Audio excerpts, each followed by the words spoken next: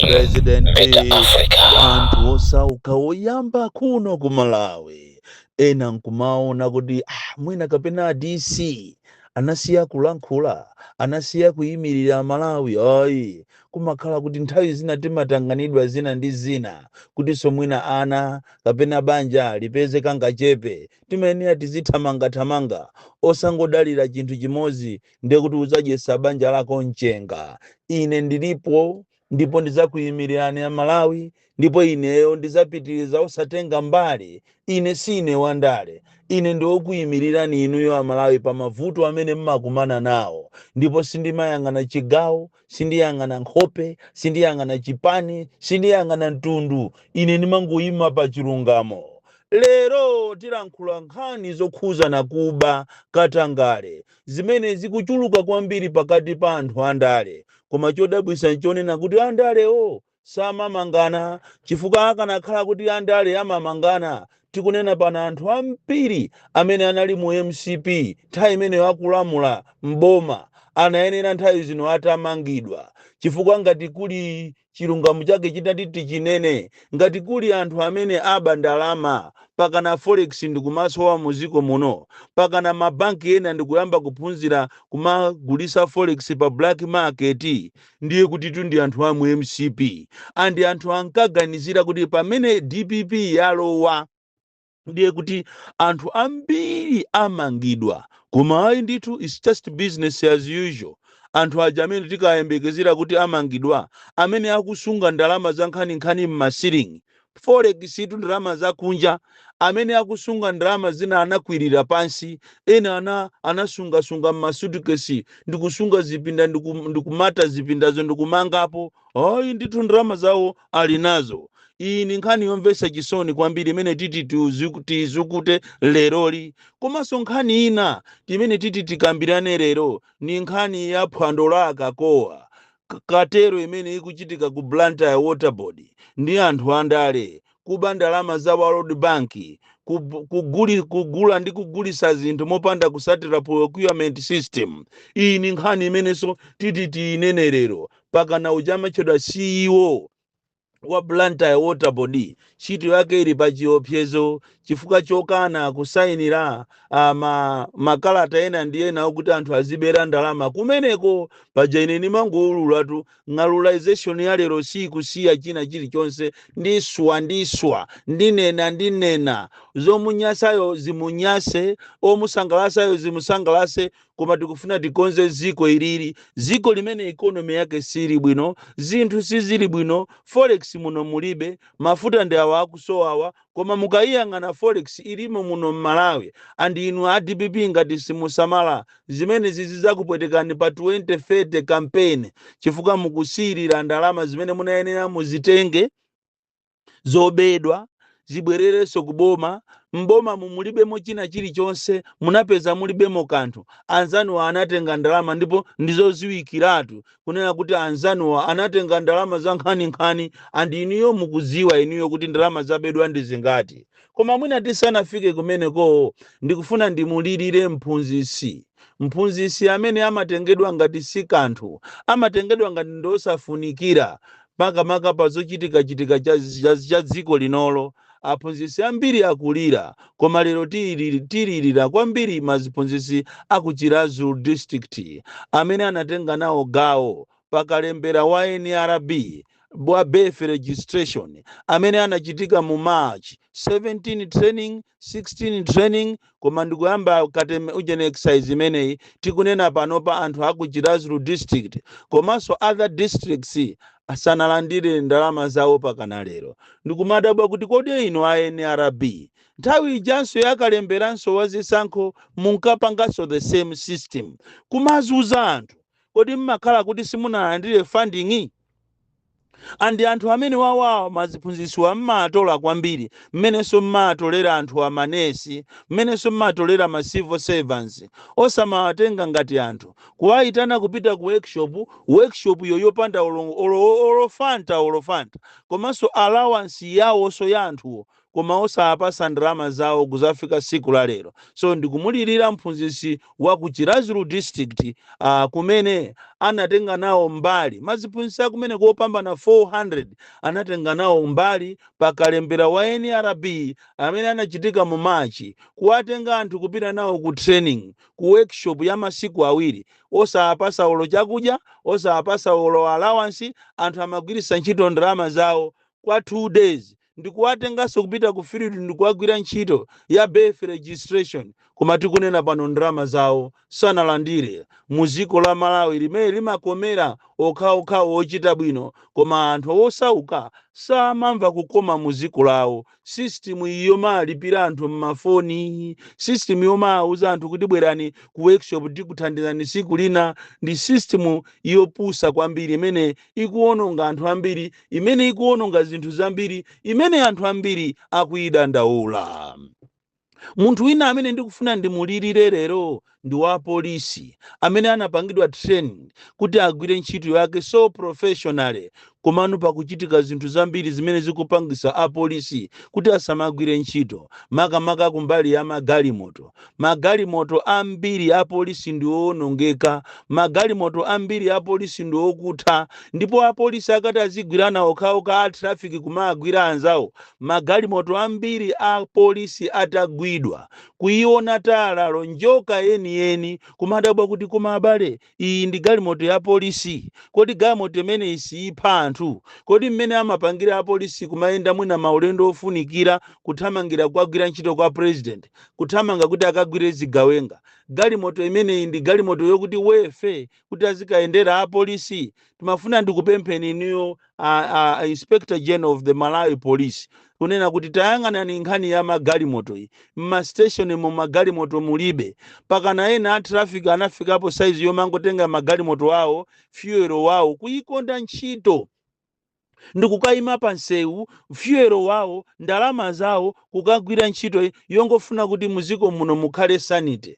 Magalimoto ambiri ndi owonongeka. Pali magalimoto ngati tikapita kwa Ngabu, tikapita ku Nsanje kuona magalimoto a polisi inu kumva chisoni, kuliona talalo ngati akuyendera nthochi, akuyendera chiuje ni chitengo cha nthochi nchimozimozi chokonza mwana. Kuyang'ana ku Salima district polisi kuliona kuje ni tayala lawo tayala kumanena kuti kumabale kodi pa Salima pa ndi pa Lilongwe patalika, simungatenge matala ndikuveka galimoto iyi. Ena atu amaona ngati apolisi samafa, amaona ngati apolisi samapanga ngozi, koma apolisi so amapanga ngozi. Amene aja ni magalimoto. Mukayiona galimoto ya polisi siso zakuti iyo ili immune. Apolisi aja kuti achite operator kufuna galimoto yabwino, galimoto ya matala abwino, galimoto roadworthy, koma apolisi wapite ku operation ndi azikaikankha galimoto jayi kumayikanka sapedwa. Ena ndi awa alandidwa mfuti chifukwa chokuti mwina galimoto yawo sinali bwino, zipangizo zawo sizili bwino zokuzana ndi mayendedwe. Ndizomvesa chisoni kwambiri kunena kuti anthu ambiri akuluakulu kuntundako athamanga kwambiri kuthamangira kuba, sakuganiza zawo ma operations kuti akitika tiyeni tiyike zinthu zoyenerera mma station kupita ku nkhotakota kukaona galimoto yako nkhotakota. And why aziboma up to now you are not building a prison ku Salima. Anthu akaidi amatengedwa muchigalimoto ja chotentha chija chochokeraso ku Lilongwe kuzatenga akaidi ulendo nawo ku nkhotakota ukasiya ku prison. You can't build a prison yabwino mu Salima. Kukayang'ana even polisi ya nkhotakotayo kuona galimoto yache yokutha ngati iyoyo. Munayenera kuaganizira apolisi izi pang'ono ndi pang'ono, ndiye kuti ngozi zizichitika, komanso nkhani yochita combat crime singatheke. Sono ngati mukulephera kugula matayala a galimoto ya pa Salima ya polisi imene ikuoneka kuti tayala lopakana kumaonesa mawaya MP25 chakuti mukuiziwa kumaonesa mawaya. What about kulikoma? What about kwa Jenda? What about kuchitipa? What about kukaronga? What about kuphalombe uku kuli galimoto? Kuchiringa kuli magalimoto? Kurumpi kuli magalimoto? Apolisi kumachita hayala njinga ulendo kumakagwira ati anthu. sizoona ayi munayenera kuganizira apolisi amagwira ntchito yabwino kwambiri koma asafika saizi yotenga miyoyo yawo kuyika pa chiopsezo. Lero nkhani yathu yayikulu imene tikukambirana ndi nkhani yokuba imene ikupangisa kuti ikonomi ya dziko lino inkerekerebe kuonongeka. Nkhani imene iyi yokuba ndalama zaboma zimene zizi zikuchitika kwambiri ndi andale andi akanakhala kuti a DPP ali serious, anthu amene akanamangidwa amene aononga ikonomi ya dziko lino ndi aja anali IMCP anali mboma zanazanali, chifukwa ngati kuli anthu amene aba ndiyetu kuti ndi IMCP andi anthu amene wanayenera kumangidwa chifukwa iyi forex ikusowa iyi anatenga ndiwo ku parliament kuja kunapangidwa past ma billions anthu akuthamangira kuchisankho koma ndalama zimeja kumene zinapita yo sikukuziwika. Andi timadabwa kuti kodi inu andale mmachita kupangana chifukwa ngati kunali anthu amene akanamangidwa ndi kulandidwa ndalama boma ndikukhala ni ndalama zambiri kumagulira mafuta akusowa kumapangira zina ndi zina ndiye kuti ndi anthu a IMCP. Komayi anthu aja akamangidwa akumapita ku polisi kuja ali ni maojeni ku khoti kuja ali ni mabouncer ali ni mphamvu zambiri anthu amene ajawo akamangidwa pang'ono-ng'ono bero akangopasidwa mulandu uja wathera pompo samapitanso ku khoti. Ukaimvesera nkhaniyo mkatimo umva kuti akukhala ngati amauzana kuti ase mene zatele mupereka ndalama zakuti basi tione kuti tipanga bwanji amboma la lero lito amenewo. Ndizomvesa chisoni kunena kuti andale athu mukuononga dziko lathu nokha simukumangana kama pangana kuti mwina nanunso muzakalephera pamawa awaso azakuyikireni kumbuyo koma ngati kuli anthu amene akanamangidwa including itu Chakwera akanayenera kumangidwa anthu a IMCP yambiri ncholinga kuti muchite recover ndalama. Lero ndalama zili masiringi, ndalama zinamangiridwa nyumba kuzika nkati mu nyumba ija ndikuyima tamata magali moto even aboma magali moto aboma ambiri anabedwa ambiri wanaika anamangira nyumba kumata nyumba yo ngati kapena ndi warehouse koma muli chuma cha boma. Even madera ambiri kumene kuli chuma cha boma kunapita anthu anapita kukabaiba kubako zinthu za boma. And it is a worrisome situation kunena kuti lero boma ngati ili lizika sowa forex yeti forex yo ili mmanyumba mwathu. Forex anakaibaibako akunjoya ndifa chango kuti lero apita kunja mawa abwerako munthu kummanga lero ndikumulanda passport after 3 days mngumva kuti munthu uja wapita kunja. Kodi akanakhala osauka bwezi pano mukumalola. Ndizomvesa chisoni kuti izi nzofuna izi iyi mavuto tikukumana nawo ndi ofuna chifukwa aboma mukuziwa kumene kuli ndalama koma mukulephera kuamanga anthu amene anaba. Kuuje ni kusalima shuga kuja kunabedwa kopsa kubedwa kusalima shuga kuja. Ngani ina ndi tikufuna tikambirana leroli ya ku Blantyre Water Board kunena kuti kumene kuku tikanakhala kuti tili ndiye CB yamphamvu ku Blantyre Water Board ndemu kanaka mangatu anthu chifukwa andale somano aisiya salima shuga ija athamangira ku Blantyre Water Board. Anthu akumagulisa ndi kugula zinthu kumene kujako kugula ndi kukagulisa zinthu ku Blantyre Water Board without procurement procedures. Ndipo kuli a lot of invisible hands kuchokera kwa anthu andale kuti abe ndalama za World Bank. Inu ngati mukuziwa kuti ngati kuli chithandizo chachikulu chimene World Bank amapereka ndicho khuzana ndi zamazitu muziko linolo. Koma kukubedwa kwambiri ku Blantyre Water Board kukubedwa pakana CEO wakumeneko Chihana chiti wake ili pa chiopsezo chifukwa chokana kusaini na zina ndi zina.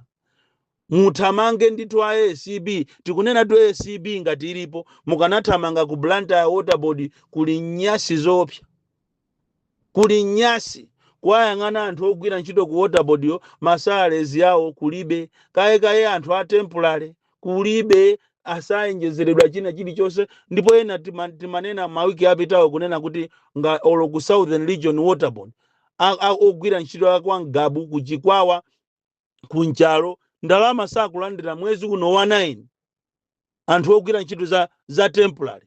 Ndizomvesa chisoni and iniyo DPP muziwe kunena kuti muvi mukuyang'anirawo osamaamanga anthu amene wawa amene ana abaiba uza kupoteka 2030. So tinafuna tiululere kunena kuti kuli akulu wena a DPP akumaba ku Blantyre Water Board muzina la chipani. Iwu ndi uthenga wakuti even president auziwe, chifukwa chenkutheka kuti president sakudziwa kunena kuti ku Blantyre Water Board kuli nyasi, anthu akuba makobiri kopsa kumene koko, kumagula zinthu za mabillions, kupereka pampu yeni pampu yaing'onong'ono yokuti zipo pamazi imene yomwina 18 billion 15 billion kumpasa munthu mmodzi, kusatira kuyang'ana kulibeko procedure ina iliyonse ya procurement. Ziko la Malawi, ziko lomvesa chisoni. Bon Klindo, the DC, mwana woopsa kwambiri, the most deadly and dangerous child from Njeza village, TA Mabuka, box 76, Mulanje, Malawi, Southern Africa.